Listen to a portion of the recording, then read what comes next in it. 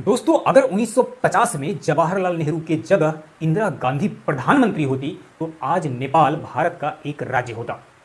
इंदिरा गांधी को ऐसे ही नहीं भारत का दुर्गा कहा जाता है। उन्होंने कई ऐसे काम किए हैं जो भारत में पुरुष प्रधानमंत्री भी नहीं कर पाए हैं। जब आप इतिहास उठाकर देखेंगे तो आपको जवाहरलाल नेहरू कुछ ज्यादा ही उदार नजर आते हैं, चाहे वह कश्मीर को लेकर हो या अन्य पड़ोसी देशों को लेकर हो।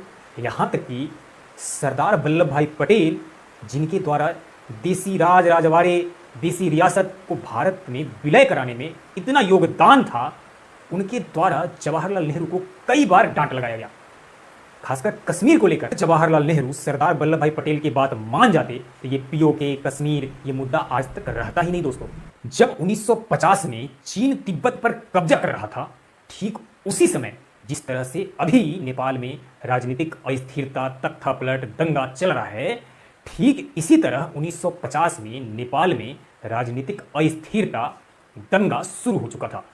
उस समय के जो राजा थे त्रिभुवन वीर विक्रम शाह, उन्होंने जवाहरलाल नेहरू से कहा था कि नेपाल का भविष्य ठीक नहीं लग रहा है, आप नेपाल को भारत में विलय कर लीजिए।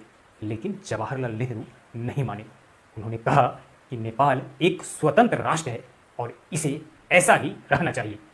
नहीं तो आज अगर नेहरू उदारता नहीं दिखाते और नेहरू के जगह इंदिरा गांधी होती, इंदिरा गांधी जिस तरह से सिक्किम को भारत में मिला ली थी, उन्होंने डिसीजन लिया था, ठीक इंदिरा गांधी अगर होती तो आज नेपाल भी भारत का एक राज्य होता।